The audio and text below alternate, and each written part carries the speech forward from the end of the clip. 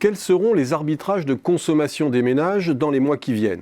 C'est la grosse inconnue. Je ne parle pas du niveau de la consommation dont on sait déjà qu'il sera altéré par la dégradation des revenus et de l'emploi. Mais la crise sanitaire est aussi une crise profonde des usages. L'économie de la haute fréquence, de la rotation accélérée de l'offre, de la massification, de la saturation des espaces traverse une crise profonde qui risque de s'étirer bien au-delà de la pandémie et de faire tendance.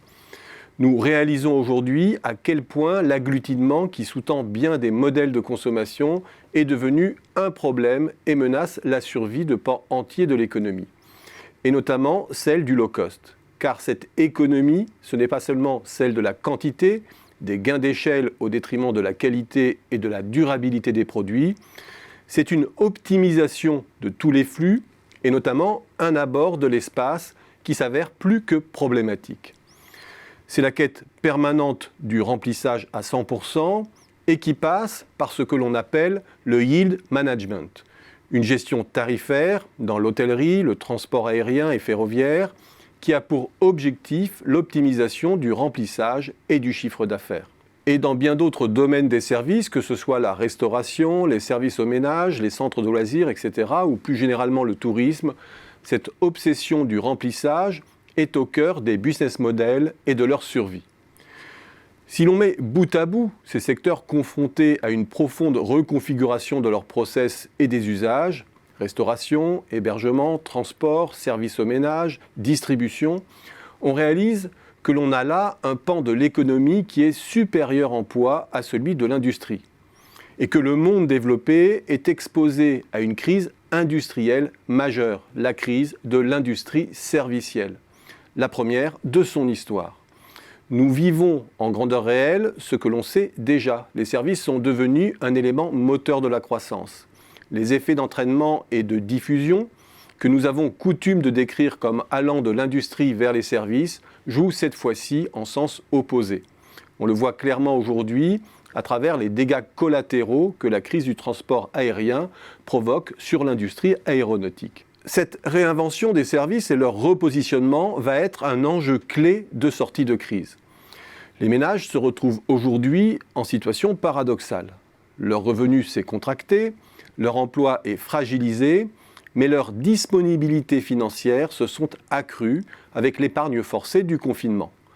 Là aussi, il s'agit d'une situation inédite. Or, en l'état, lorsque l'on scrute les postes de consommation en faveur desquels il pourrait arbitrer, on se retrouve confronté à une curieuse impasse. Un petit survol à la serre permet d'en prendre la mesure. La consommation, hors dépenses socialisées de santé et d'éducation, c'est 1263 milliards, dont 43% est contrainte, loyer, télécom, services financiers, etc.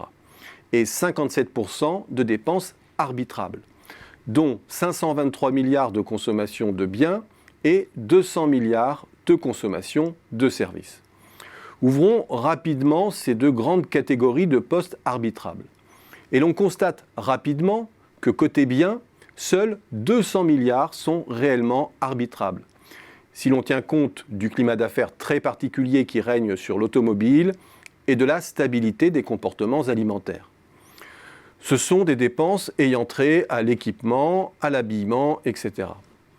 Côté services, c'est bien plus frappant encore. Si l'on tient compte des freins qui entourent les dépenses de loisirs, de culture et de tourisme, ce sont 20 milliards qui sont arbitrables. En tout, face aux 80 milliards thésaurisés durant le confinement et jusqu'en septembre, le champ d'arbitrage est extrêmement restreint en termes de choix et de montant, de l'ordre de 220 milliards. Cela met en évidence le fait que seuls quelques secteurs pourraient bénéficier a priori de la drôle de cagnotte du confinement.